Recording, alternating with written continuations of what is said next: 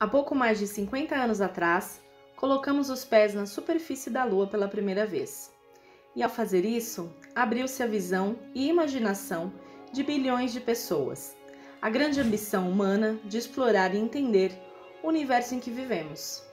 Ao mesmo tempo em que realizamos essa conquista fantástica, enviamos sondas, como a Voyager 1, lançada em 1977, que só após seus 37 anos de viagem, finalmente foi capaz de deixar para trás o nosso sistema solar, capturando imagens de galáxias distantes, outras estrelas e assinaturas de exoplanetas. Mas você pode se perguntar, por que devemos ir ao espaço? Assim como dissemos no nosso primeiro vídeo, a história da humanidade é marcada por grandes descobertas.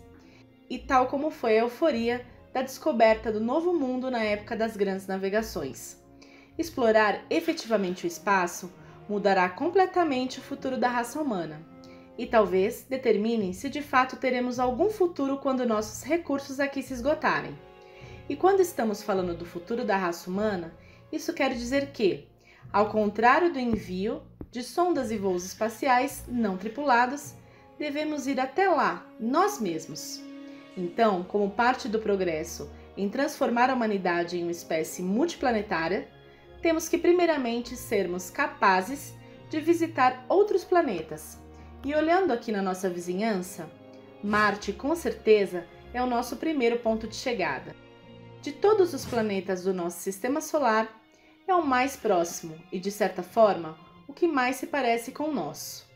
É rochoso e árido, contém uma fina atmosfera composta principalmente de dióxido de carbono, que permite alguns fenômenos climáticos, como ventos, nuvens e até mesmo tempestades de poeira, além de haver evidências de que há grandes quantidades de água armazenada em forma de gelo em seu interior, o que faz do planeta vermelho um interessantíssimo lugar a se explorar. Mas quanto tempo demoraríamos para chegar até lá? Bem, ao contrário da ideia de apontar e disparar, uma viagem até Marte é algo um pouquinho mais complicado. Não podemos simplesmente apontar diretamente para Marte e lançar um foguete, pois no momento em que chegássemos no local do nosso alvo, ele já teria se movido. Isso porque, assim como a Terra e os outros planetas, Marte muda constantemente a sua posição conforme faz a sua órbita ao redor do Sol. Ou seja, como um caminho direto até lá é impossível, a espaçonave terá de ser lançada em uma possível direção que Marte estará. Seria como acertar um dardo em um alvo em movimento. Pois bem, e que direção é essa? Se você não sabe, existe um momento em que os dois planetas estão mais próximos e outro em que estão mais distantes um do outro. O momento em que estão mais distantes é quando tanto Marte quanto a Terra estão nos seus respectivos pontos mais distantes do Sol. Com ambos ficando em lados opostos da estrela, nesse ponto eles podem ficar separados por uma distância de 401 milhões de quilômetros. O período em que a Terra e Marte estão mais próximos é quando Marte está no seu ponto mais próximo em relação ao Sol e a Terra no seu ponto mais distante, o que os coloca em aproximadamente 55 milhões de quilômetros um do outro. Porém, esse alinhamento só acontece a cada 26 meses, e as melhores estimativas é que uma de nossas naves demora em cerca de 260 dias ou aproximadamente 9 meses para fazer o caminho até lá. Agências espaciais utilizam um método de viagem chamado de órbita de transferência Raman, ou órbita mínima de transferência de energia, que é um método criado pelo engenheiro alemão Walter Raman em 1925 para enviar sondas e espaçonaves em missões interplanetárias, usando a menor quantidade de combustível possível. O método consiste em elevar a espaçonave de uma órbita mais interna para uma órbita mais externa. Isso significa usar os propulsores da espaçonave para que ela faça uma órbita ao redor do Sol maior que a órbita da própria Terra, de forma que ela faça uma trajetória que intercepte a órbita de Marte ao redor do Sol, e então conseguiremos chegar no planeta vermelho. E depois de Marte, acabamos a viagem? Felizmente não. Ainda há uma grande quantidade de corpos no nosso sistema solar interessantes para explorar. E como estamos à procura de locais semelhantes ao nosso planeta, as grandes luas rochosas de Júpiter, Europa, Ganimedes, Io e Calisto, descobertas pelo astrônomo Galileu em 1610, são provavelmente as nossas próximas paradas. Io, por exemplo, é o corpo celeste mais vulcanicamente ativo de todo o sistema solar, contendo centenas de vulcões que já foram detectados, sendo que alguns deles emitem lavas de dezenas de quilômetros de altura da sua superfície, que devido a isso adota diferentes cores pela liberação de compostos de enxofre durante as erupções. Esta notável atividade vulcânica de Io é o resultado de um cabo de guerra constante entre a poderosa interação gravitacional de Júpiter e os puxões menos intensos da interação de duas de suas luas vizinhas, Europa e Ganimedes, que obrigam o diâmetro da Io a sofrer constantes variações, num processo que gera calor por fricção interna. Ganimedes e Calisto são as maiores luas do nosso sistema solar, mas a Europa, situada a 670 mil quilômetros de distância de Júpiter, o satélite que mais intriga, pois as evidências apontam que sua superfície é composta principalmente de gelo, que cobre um imenso oceano aquático semelhante ao nosso. Mas quão longe o gigante gasoso Júpiter está daqui? Assim como Marte, Júpiter apresenta diferentes distâncias em relação à Terra, ao longo do tempo conforme ambos orbitam o Sol.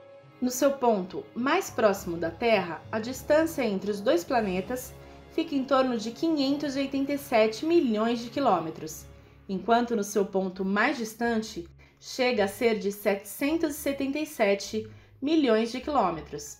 A primeira nave a se aproximar de Júpiter foi a Pioneer 10 da NASA, lançada em 3 de março de 1972, e chegou em seu destino 640 dias depois, registrando as primeiras fotos vistas do planeta. E olha que ela foi só a 130 mil quilômetros de distância de Júpiter. A primeira nave a de fato orbitar e estudar diferentes aspectos de Júpiter foi a sonda Galileu, também construída pela NASA e lançada em 12 de outubro de 1989, chegando no planeta 2.242 dias depois, ou mais ou menos 6 anos de viagem. Uma vez que conquistemos esses locais, estaremos maduros o suficiente para olhar além do alcance da nossa estrela, na procura de novos exoplanetas que sejam potencialmente habitáveis e colonizados pela forma de vida conhecida na Terra. Mas ir além do nosso sistema solar significa ser capaz de cruzar grandes distâncias a caminho de outras estrelas e sistemas planetários. Então, vamos pensar sobre isso. Quanto tempo levaria para uma espaçonave alcançar a estrela mais próxima? Alpha Centauri é o sistema estelar mais próximo do Sol. Sistema, pois é composto por 3 diferentes estrelas, todas a mais de 4 anos-luz de distância daqui. Das 3 estrelas, a menos luminosa delas é conhecida como Próxima Centauri, que é na verdade a mais próxima de nós. As estrelas mais brilhantes, chamadas Alpha Centauri A e B, formam um sistema binário muito próximo, já que estão separadas por uma distância equivalente a somente 23 vezes a distância entre a Terra e o Sol. A Alpha Centauri A e B estão a uma distância de aproximadamente 4,35 anos-luz da Terra, enquanto a Próxima Centauri está um pouco mais perto de nós, a 4,25 anos-luz. E aí, nós podemos ir tão longe? Bem, não é algo exatamente fácil. Uma distância de 4,25 anos-luz equivale a trilhões de quilômetros de distância da Terra, o que é quase 300 mil vezes a distância daqui da Terra até o Sol.